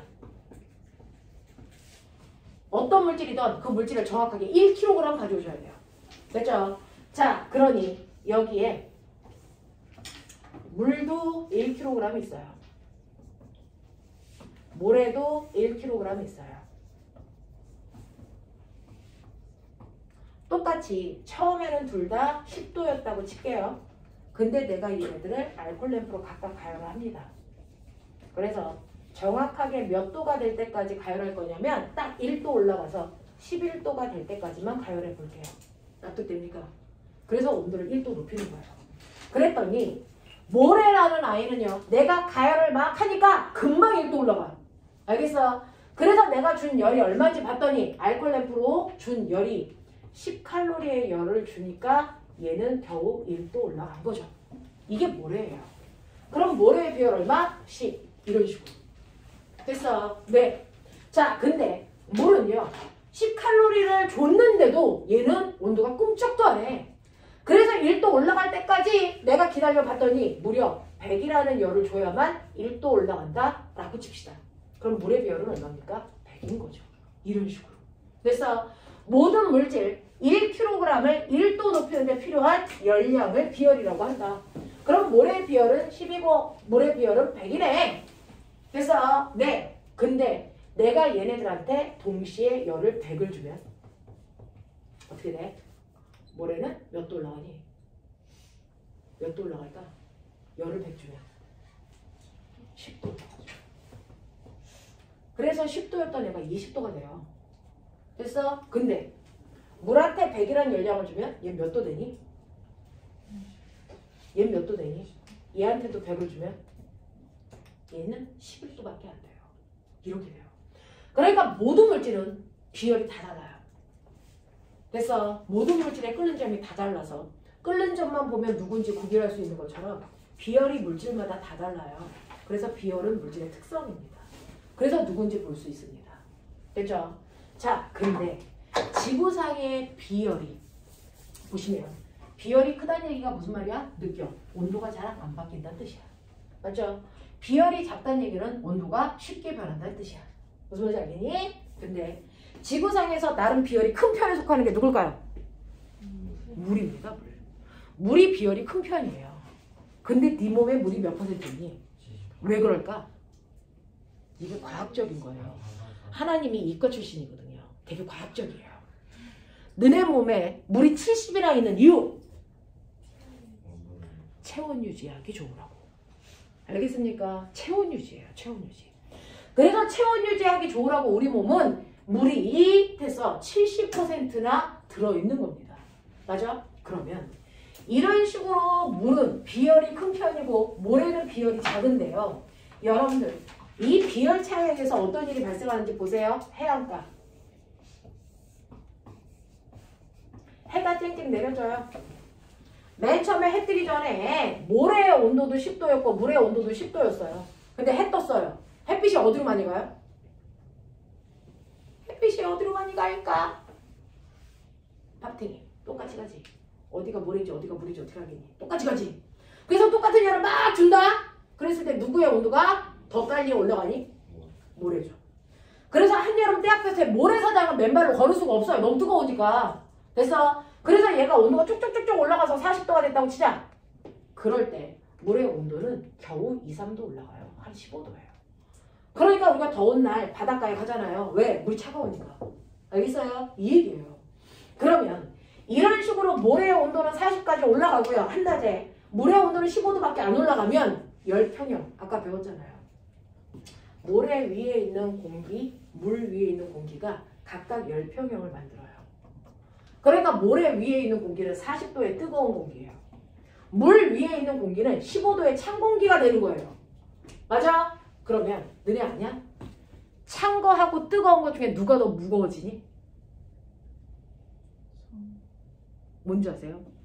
차가운 애는 차가우니까 입자의 운동이 느리죠. 그러니까 따닥따닥 붙어있어. 이 공간에 1g짜리 입자가 4개 들어있어 4g이에요.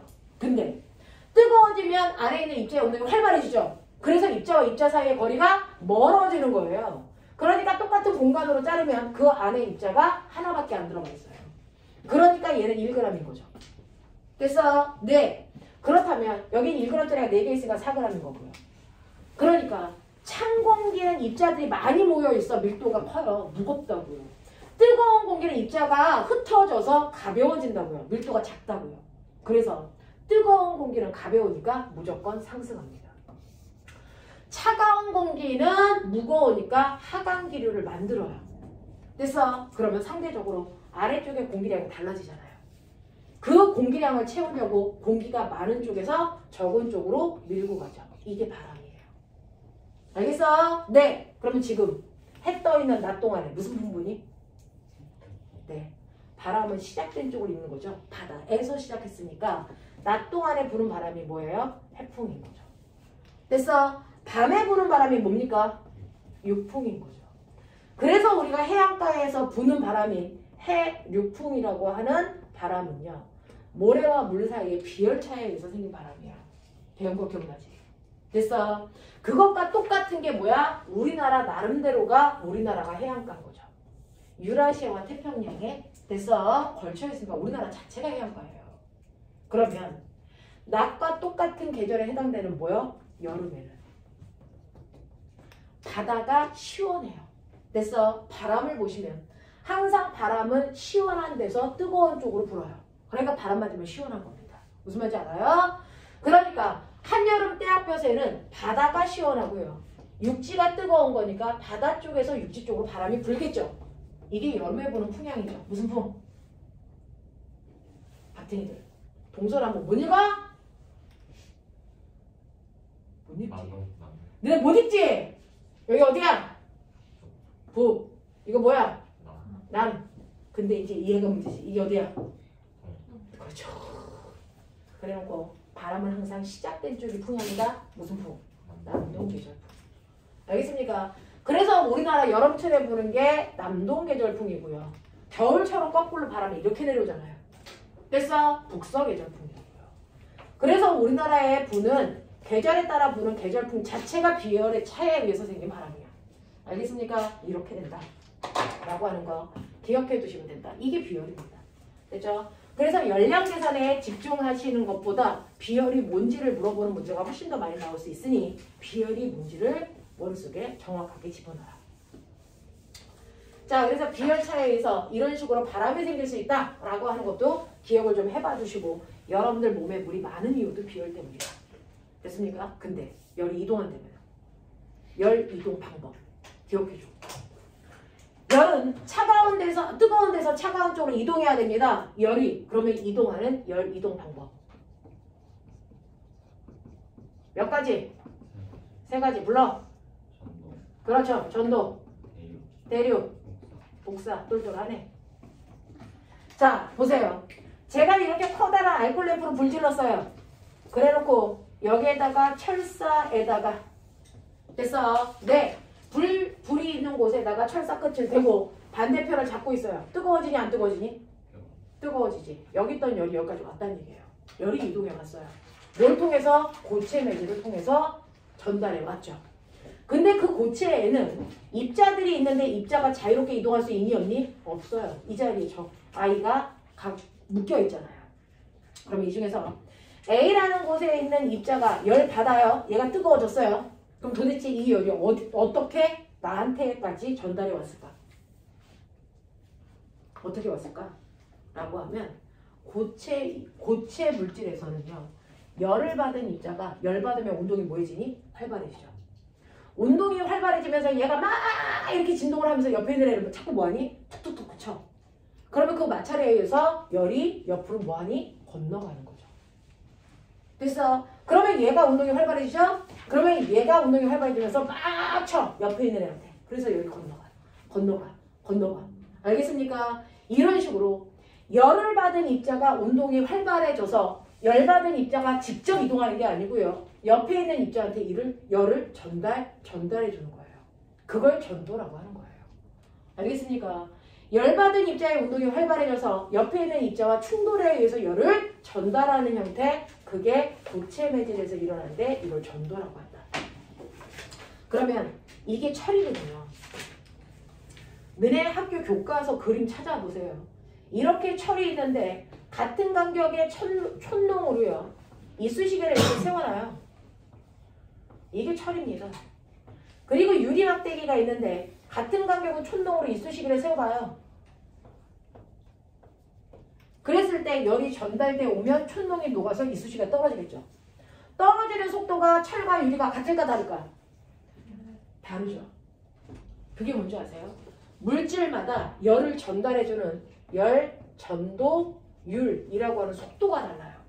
그 열 전도율이 큰 애가 누구다? 금속 물질이 비금속 물질보다 더 큰 거죠.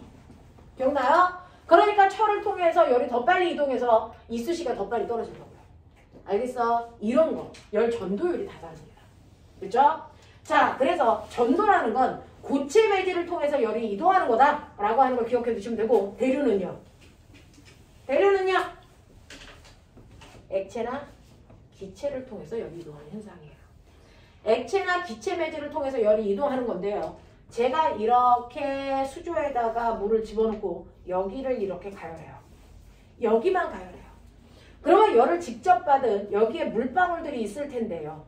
물방울들이 이런 식으로 있는데 그 중에서 열을 직접 받은 A라는 입자가 열 받으면, 사실은 정확하게 얘기하면 열을 받으면 입자와 입자 사이의 거리가 뭐해지니? 멀어지죠. 운동이 활발해지니까. 그러면 입자와 입자 사이의 거리가 멀어진다는 얘기는 꼬맹아 부피가 뭐해지는 거지? 부피가 뭐해지니? 커지죠. 그럼 너네 중학교 2학년 때 배운 거 기억나니? 밀도는 뭐분의 뭐? 부피분의 질량이요. 그러면 여기에 있었던 물이라는 입자의 질량이 됐어 5였는데요. 열받으니까 얘가 거리가 멀어지면서 부피가 커졌어요. 질량은 그대로 5g인데요. 가열을 하니까 부피가 1이었던 아이가 10이 됐어요. 밀도 어떻게 됩니까? 커지니 작아지니? 작아지죠. 그러니까 뜨거워지면 부피가 커지면서 밀도가 줄어들어요. 그래서 가벼워져서 뜨는 거예요. 알겠습니까? 네. 그래서 뜨거워진 물은 가벼워져서 뜨고요. 차가운 물은 상대적으로 무거우니까 얘네들이 가라앉는 거죠. 됐어? 그래서 뜨거운 게 뜨고 차가운 게 가라앉으면서 이런 식으로 열받은 입자가 직접 위로 올라가고 차가운 입자는 다시 내려와서 열받아서 걔가 뜨거워지면 다시 올라가고. 됐어? 이런 식으로 열을 받은 입자가 직접 이동하는 현상, 그걸 우리가 대류라고 하는데 이렇게 직접 이동할 수 있는 건 액체와 기체일 때다. 알겠어? 그러면 이렇게 열의 대류가 잘 일어나게 하려면 땡이 난로는 어디에다 피워야 되니? 이 교실을 다 따뜻하게 빨리 만들려면 난로는 어디다? 아래에다가 설치해야 뜨거운 공기가 올라가면서 찬 공기가 계속 내려와. 금방 뜨거워질 수 있겠죠. 됐죠? 그래서 여러분들이 알고 있는 것처럼 난로는 항상 아래쪽에 설치하셔야 돼요. 그래야 대류가 잘 일어나죠. 거꾸로 에어컨은 어디에 설치하셔야 돼요? 위에 설치하셔야지 공기 전체에 대류가 잘 일어나는 거잖아요. 되겠습니까? 이런 식으로 대류라고 하는 건 됐어. 뜨거운 물질과 차가운 물질의 밀도 차이에 의해서 나타나는 현상이죠. 이걸 이용한 거예요. 됐죠? 자, 그런가 하면 복사라고 하는 열의 이동 형태는 뭡니까? 복사는 기억나요? 태양에서 엄청난 열이 와요. 햇빛 있는 곳은 따뜻하지만 햇빛이 없는 그늘진 곳은 춥거든요. 됐죠? 그러면 태양에서 엄청난 열이 지구까지 왔다는 얘긴데 어떻게 와요? 여기 고체 있어? 액체 있어? 기체 있어? 아무것도 없어요. 어떤 매질도 없는 공간에서 열이 오는 방법은 열이 누구의 도움도 받지 않고 어떻게 온다? 직접 온다. 열이 어떤 매질의 도움도 받지 않고 직접 오는 형태를 우리 뭐라 그런다? 복사. 그래서 태양 에너지가 복사의 형태로 지구까지 와요. 그래서 태양 복사 에너지. 여기서 복사가 열 전달 형태를 얘기한 거예요. 되겠습니까? 이렇게 되는 거죠. 그래서 여러분들한테 맨날 그려드리는 그 그림이 있어요. 제가 수업할 때. 이렇게 난로 있어요. 옛날에 선생님 학교 다닐 때 난로 있었고요. 그 위에 이렇게 주전자를 학교에서 이렇게 올려주셨어요. 그러면 여기 있는 물이 끓어서 막 수증기가 이렇게 올라가겠죠. 그러면 여러분들이 아침에 등교하자마자 추우니까 난로 앞에 이렇게 쪼르륵 우리 서 있거든요. 그러면 난로 앞에 서 있으면 앞부분은 뜨거운데 뒤는 춥죠. 그래서 스스로가 막 이렇게 뒤집죠. 그죠? 막 이렇게 한단 말이죠. 그러면 나한테까지 열이 어떻게 오고 있는 거니? 셋 중에서 복사, 직방으로 온 거예요. 그래서 따뜻한 물을 마시려고 주전자 손잡이를 만졌더니 아 뜨거워! 손잡이가 뜨거운 이유? 전도, 고체 매질을 통과해 온 거죠. 물이 팔팔 끄네. 여기서 열 전달 현상, 대륙. 됐습니까? 그리고 나서 나중에 시간이 지나면 교실 전체가 혼돈이 됐어요. 교실에 뭐가 일어난 거예요? 대륙. 이거죠. 그죠? 이런 식으로 열은 복사, 대륙, 전도에 의해서 열이 이동합니다. 그러면 열 이동 자체를 차단해버리면 열을 보관할 수 있는데요. 과학기술이 그렇게 발달돼서 사람들이 막 달에까지 가도 열을 보관하는 장치는 우리가 완벽하게 못 만들어요. 열을 보관하는 장치 중에 우리가 그나마 잘 만들고 있는 게 뭐예요? 보온병. 보온병은 열 이동을 차단한 도구예요. 그래서 열을 가다 놓은 거죠. 단열시킨 거라고. 보온병의 구조 아세요? 보온병은 이중층으로 되어 있죠. 이렇게 두 겹으로 되어 있어요. 보온병. 그래야 열을 잘 막을 수 있어요. 됐죠? 근데 그 뜨거운 물을 넣었을 때 안쪽에 있는 됐죠? 통은 반드시 반짝반짝한 은박의 형태를 띠고 있어요. 됐어? 네. 자, 반짝반짝한 금속의 형태를 띠는데 그 이유가 뭔지 아세요? 열이 됐어? 네. 나오면 그거를 뭐 시켜요? 거울처럼 반사시켜서 다시 안으로 넣으려고요. 됐죠? 그래서 안쪽은 반짝반짝한 금속으로 만듭니다. 그래서 열을 반사시켜서 다시 안으로 넣으려고 그러는 거예요. 그리고 왜 한 겹이 아니고 두 겹으로 만들어요? 그래야 더 단열이 잘 돼요. 그래야 더 단열이 잘 돼. 열이 밖으로 못 나오게 하는데 이게 만약에 한 겹이면요. 됐죠? 얘가 고체 물질을 전도해서 열이 빠져나와요. 근데 그걸 끊어놓은 거잖아요. 그러면 고체 물질이 아니고 여기 아무것도 없는 진공이나 공기가 들어가 있으면 됐죠? 진공일 때나 공기일 때는 다른 물질에 비해서 열을 전달하는 속도가 느려요. 됐어? 그래서 열 전도를 뭐 하기 위해서? 방지하기 위해서 끊어버리는 거예요. 그래서 열 이동하는 속도를 줄인 것 뿐이죠. 영구적으로 열이 가둬지지 못해요. 우리가 저장할 수 없다고요. 되겠습니까? 이렇게 되는 게 보온병이고. 그러면 이런 식으로 해서 어쨌든 간에 열을 받으면 열 받은 후에 나타나는 현상은 뭐니? 뜨거워진 물질에 나타나는 현상. 여기 이렇게 물질이 있고요. 물질 속에 입자가 있는데 열 받으면 입자와 입자의 운동이 뭐해져? 활발해지면 입자와 입자 사이의 거리가 뭐해진다고? 멀어져야 된다고. 입자와 입자 사이의 거리가 멀어져야 되니 이 입자가 여기 있어야 되잖아요. 그러면 그 입자가 차지하는 공간은 커지잖아요. 이걸 뭐라 그러니? 열 받으니까 커져요. 열 팽창. 기억나냐? 항상 온도가 올라가면 그 물질들은요. 조금이든 많이든 팽창이 일어나요. 이걸 열팽창이라고 하고요. 그 이유는 그 안에 있는 입자의 운동이 활발해졌기 때문이라고요. 됐죠? 입자의 운동이 활발해졌기 때문에 열팽창이 일어나는데 그 열팽창은 고체한테도 액체한테도 기체한테도 무조건 일어납니다. 그 중에서 열팽창이 눈에 보일 정도로 팍팍 일어나는 게 누구니? 기체죠. 기체의 열팽창을 이용해서 만든 대표적인 도구. 기체의 열팽창을 이용해서 만든 대표적인 도구가 열기구래요. 맞냐? 그래서 열기구를 가열하면 그 안에 있는 기체들이 그래서 부피가 커지면서 열기구 풍선이 커지죠. 풍선이 커진다는 건 부피가 커져. 근데 질량은 일정해. 그러면 열기구의 밀도가 뭐해질까? 작아지겠죠. 그래서 떠요. 알겠냐? 이거고요. 자, 열 받으면 기체의 운동이 활발해져서 기체의 부피가 팽창하는 걸 이용해서 너네 기억나냐? 찌그러진 탁구공을 피는 것도 열팽창이야. 맞죠? 네, 이런 거예요. 액체의 열팽창을 이용해서 만든 거 뭐 있을까요? 액체 운동이에요. 요즘에는 다 적외선 온도계 쓰지만. 그래서 옛날에는 수온 들어있는 액체 온도계 썼던 거 알죠? 그래서 수온 들어있는 액체 온도계를 이렇게 썼어요. 그래서 수온이 여기까지 들어있다가 뜨거워지면 얘가 올라가면서 체온 재는 거잖아요. 이게 액체 열팽창을 이용한 거예요. 그래서 그러면 이 안에 수온 말고 그래서 다른 액체 넣고 싶어요. 조건이 뭘까요? 온도, 액체 온도계 속에 들어갈 수 있는 액체의 조건.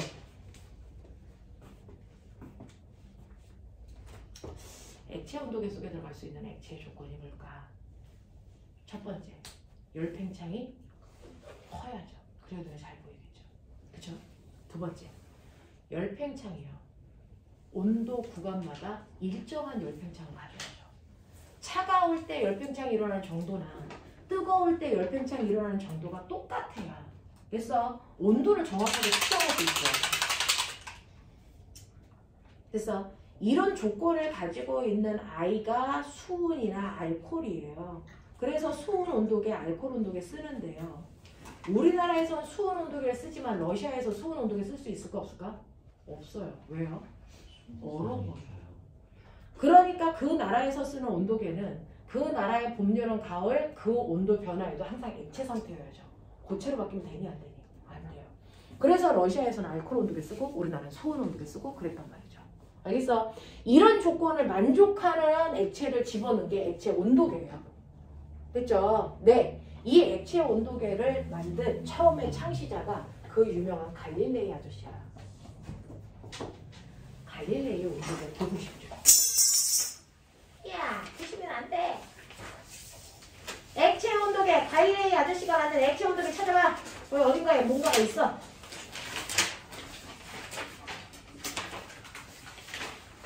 포스트잇으로 붙여와야겠다. 자, 70페이지요. 1번 그림.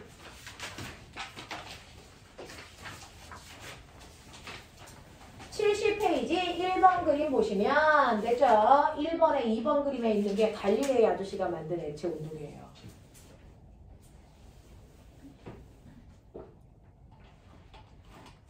갈릴레이 아저씨가 머리가 얼마나 좋냐면 최초로 액체 온도계를 만들었는데요. 지금 우리가 알고 있는 형태하고는 달라요. 여기에 이렇게 물이 들어있는 통이 있어요. 근데 너네 알아? 물의 밀도 얼마? 거짓말이야. 바보들아.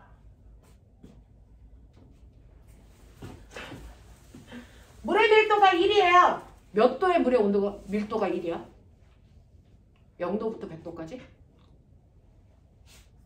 생각해 본 적 없죠. 정확하게 4도인 물만 밀도가 1이에요.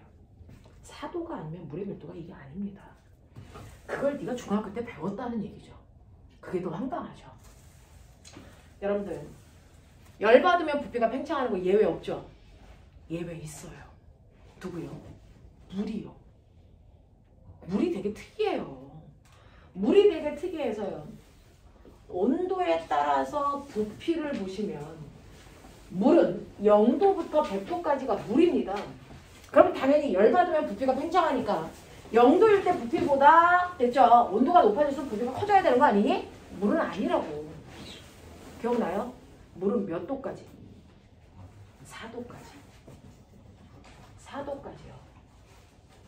온도에 따라 부피 변화를 보면 0도일 때보다 4도까지 부피는 줄어듭니다. 골 때리죠, 이 새끼. 0도부터 4도까지 온도는 올라가지만 부피는 줄어들어요, 물이. 그리고 나서 4도부터 부피가 커진다고요. 이게 물이야, 물. 그러면 자기야, 밀도는 부피분의 질량이잖니. 부피가 변해도 질량은 안 변하는 거잖아. 됐죠? 그러면 밀도하고 부피는 무슨 관계가 있어요? 반비례 관계가 있잖아요. 맞죠? 네? 그러면 0도부터 4도까지는 부피가 줄어드네? 그럼 밀도는 커지네. 됐어? 그 다음에 밀도가 다시 뭐해지네? 작아지네. 이 얘기잖아. 그러니까 물의 밀도가 1이에요. 바보 같은 얘기야. 물의 밀도는 4도일 때의 밀도가 1이라는 거고 4도가 아니면 물의 밀도 1 아닙니다. 알겠어? 그래서 너네 뭐 배운 줄 알아? 이거 배웠잖아. 호수에 물이 있는데요. 밖이 추워져. 온도가 4도, 3도, 2도, 1도 점점 떨어질 거야. 그러면 맨 처음에 4도일 때 물 전체가 4도죠. 그래서 밖의 온도가 3도가 되면 밖의 온도랑 가장 먼저 닿는 표면의 온도가 3도가 되죠. 됐어? 이 3도의 물이 됐어? 원래 차가운 게 무겁다 그랬죠. 3도가 더 무거울까? 내려갈까? 안 내려가요. 4도일 때 밀도가 제일 크다고요. 얘가 제일 무겁다고요. 3도일 때 밀도는 0.9밖에 안 돼. 2도일 때 밀도는 0.8밖에 안 돼. 됐어? 1도일 때 밀도는 0.7밖에 안 돼. 이 정도야. 됐어? 그러니까 4도인 물이 제일 무겁기 때문에 4도인 물이 됐어? 밑에 그냥 깔려 있어. 3도의 물이 못 내려가. 그러니까 밑에는 4도이고요. 위에는 3도야. 그냥. 근데 온도가 더 내려가서 2도 돼? 그럼 위에 있는 물이 2도야. 얘 못 내려와. 3도보다 가볍거든. 그리고 1도 돼. 얘 못 내려와. 그 다음에 0도 돼. 못 내려와. 알겠어? 이렇게 돼. 근데 물은 몇 도에서 얼어? 0도에서 얼죠. 그래서 0도가 돼서 얘가 얼면서 이 안의 온도를 단열시켜요. 더 이상 안 내려가게. 그래서 물고기가 살아요. 신기하죠? 만약에 차가운 게 무거워서 정말 0도가 차가워서 밑으로 내려와서 온다면 됐어. 네, 얘는 냉동고기 된 거죠. 죽어요, 애들. 근데 물속의 생물이 안 죽잖아요. 이게 물이 가지고 있는 신비 때문에 그래요. 물이 가지고 있는 되게 특이한 성질 때문에 그렇습니다. 그래서 물은 0도의 물이 돼서 4도의 물보다 가벼워서 떠요. 그래서 윗부분만 오는 거예요. 호수에 가면. 아래는 안 들어요. 특이하죠? 그러면서 물의 밀도가 1이라는 건 4도일 때 물의 밀도가 제일 커서 1이라는 얘기야. 무슨 말인지 알아? 그러니까 물은 온도에 따라 밀도가 달라져요. 물은 온도에 따라 밀도가 달라집니다. 항상 1이 아닙니다. 그래서 여기에 물의 온도가 20도야. 그러면 20도에 맞는 밀도를 가지고 있겠죠. 됐어? 네. 그래서 20도의 물의 밀도가 여러분들이 보시는 것처럼 뭐 0.7이다. 그럼 물의 밀도가 0.7이야. 그러면 0.7보다 가벼운 애 뜨고 0.7보다 무거운 애 가라앉겠죠. 됐어? 라고 하는 그걸 알아서 여기에 조그만 구슬들이 있고 여기에 특이한 액체들을 집어넣은 거야. 갈릴레이가. 갈릴레이가 밀도가 다른 액체를 다 집어넣은 거야. 됐어? 그래서 물의 온도가 올라가면 올라갈수록 물의 밀도가 낮아지잖아. 됐어? 물의 밀도가 낮아지잖아. 그러면 물의 밀도보다 얘는 밀도가 0.9야, 0.8이야, 0.7이야, 0.6짜리 집어넣었어. 근데 물의 밀도가 0. 얼마가 되면 0.97이 되면 얘네 다 떠. 근데 온도가 높아지면서 물의 밀도가 점점 작아져서 0.8이 되면 얘는 가라앉겠죠. 얘네들은 떠 있겠죠. 그래서 온도에 따라 점점 얘가 가라앉는 게 달라져. 그래서 온도를 측정하는 거야. 이게 갈릴레이식 액체 온도계야. 알겠어요? 네. 온도에 따른 물의 밀도 변화를 이용해서 온도를 측정하게끔 만들어 놓은 장치. 알겠어요? 최초의 온도계예요. 이렇게 된다. 라고 하는 걸 기억해 두시고 고체 열팽창을 이용해서 만든 도구 뭐 있게요? 중학교 교과서에서 나왔는데 뭐 있게요? 바이메탈. 고체 열팽창을 이용해서 만든 도구 중에 너네가 제일 됐어 쉽게 볼 수 있는 게 철로. 기억나냐? 기차 타고 갈 때 철로가 어떻게 되어 있냐? 중간중간이 끊어져 있죠. 저는 어렸을 때 철로가 중간중간 끊어져 있어가지고 기차가 지나갈 때 철컹철컹 하면서 승차감이 안 좋잖아요. 아저씨들이 엿바꿔 먹은 줄 알았어요. 부실공사인 줄 알았어요. 근데 이게 과학이죠. 그렇죠? 이 철로를 중간중간 끊어놔야 여름이 돼서 우리가 밖에 철로를 가면 한여름에 때학볕에 철로의 온도가 한 50도까지 올라간대요. 그러면 이 철도 됐어. 네. 녹은 여처럼 늘어져요. 이게 이렇게 늘어져요. 그래서 이렇게 돼서. 그래서 얘가 가까워져요. 그랬다가 겨울이 되면 늘어난 만큼 줄어들어요. 이렇게 되는 거예요. 됐죠? 근데 만약에 철로를 안 끊어 놓으면 여름에 열팽창을 해야 되는데 밀릴 데가 없으니까 애가 불로 이렇게 튀어나오죠. 그럼 기차가 지나갈 수 있니 없니? 없어요. 사고 나요. 탈선. 그래서 끊어놓은 거예요. 그래서 이 원리를 이용해서 만든 게 바이메탈이라는 건데요. 바이메탈은 열 받을 때 늘어나는 성질이 다른 열팽창률이 다른 금속 두 가지를 이렇게 붙여버려요. 자, 열 받으면 늘어나는 정도를 열팽창률이라고 해요. 열팽창률이 A보다 B가 더 크다고 치자. 됐어? 똑같이 열을 받아도 B는 쭉 늘어나는데 얘는 조금 늘어나. 뭐 그런 또 뜻이에요. 됐죠? 열팽창률이 다른 금속 두 개를 붙여놓고 여기다가 내가 열을 가하면 되죠? 얘는 조금 늘어나지만 얘는 많이 늘어나야 되잖아. 근데 두 개를 붙여놨어. 얘가 못 튀어나와. 그럼 어떻게 될까? 휘어요. 됐죠? 휜다고요. 그래서 길어져야 되는데 갈 데가 없으니까 얘가 휘어져서요. 어떻게 되냐면 얘네들이 이렇게 돼요. 이렇게. 이런 식으로 된다고요. 이런 식으로. 그래서 얘는 요만큼 늘어나는데 얘는 요만큼 늘어난 거잖아요. 됐어? 이렇게 휘는 성질을 이용해서 얘를 뭐합니까? 이렇게 회로도에 연결하죠. 회로도에 연결하면 전자가 움직이면서요. 그 안에 가만히 있는 원자랑 움직이는 전자가 뭐합니까? 충돌하죠. 충돌하면 뭐가 발생해요? 열 발생하죠. 그래서 여러분들이 선생님도 핸드폰 지금 여기 켜놨는데 전기 제품을 오랫동안 쓰다 보면 반드시 뭐 해집니까? 뜨거워져요. 됐어? 그래서 선생님은 핸드폰을 겨울에 손난로로 쓰셔. 따뜻하고 좋아요. 그래서 열이 발생한단 말이죠. 그 열이 발생하는 이유가 움직이는 전자가 됐어? 원자랑 부딪히면서 열이 발생한 거야. 됐니? 그러면 이런 식으로 회로도에 됐죠? 열이 발생하게 되는데 자, 그 중에서 대표적으로 열 발생하는 걸 이용해서 만든 게 대표적으로 뭐가 있어요? 다리미. 그래서 엄마가 옷을 예쁘게 달아주려고 다리미질을 할 건데 면 같은 거는 한 180도의 온도로 다리셔야 주름이 펴져요. 근데 여러분들이 입는 와이셔츠나 실크 같은 것들은 180도면 타버린단 말이죠. 물어져요. 그래서 온도를 한 80도에 맞춰서 엄마가 다리셔야 되거든요. 그래서 80도에 맞췄어. 다려. 근데 전기가 막 흐를수록 점점 뜨거워져. 점점 뜨거워지면 타면 안 되잖아요. 그래서 어떡합니까? 다이메탈이 됐어? 이렇게 휘어져서 뜨는 순간 전선이라 분리되죠. 스위치가 열린다고요. 전기 흘러 안 흘러? 안 흘러요. 됐어? 그래서 전기를 흐르지 않고 그 열로 달다 보면 다리미가 차가워지네? 다시 원래대로 돌아옵니다. 그러면 전선이랑 다시 연결되죠? 그럼 그때 전기가 다시 흘렀다가 다시 뜨거워지면 떨어져요. 됐어? 그래서 온도 조절 센서로 사용되는 거예요. 다이메탈. 알겠습니까? 이런 식으로 해서 열받은 아이들이 열팽창한다 라고 하는 거 기억해 두시면 되겠죠? 되겠냐? 여기까지가 열이야. 배웠던 거 다 기억납니까? 중학교 2학년 때 배웠습니다. 학교 안 다니냐 자꾸. 다녔어라. 되겠죠? 이런 얘기. 그래서 여러분들이 가지고 있는 열에너지에 대한 얘기까지 해드렸으니 그래서 이것도 고난도 객관식까지 문제 풀어가지고 오시면 선생님이 채점을 해봐드리도록 하겠습니다. 여기까지 물리 3단원 5개 중에서 3개 했고요. 나머지 2개는 다음 주에 해봐드리도록 하고요. 잠깐 끊었다가 지구학 들어갈게요.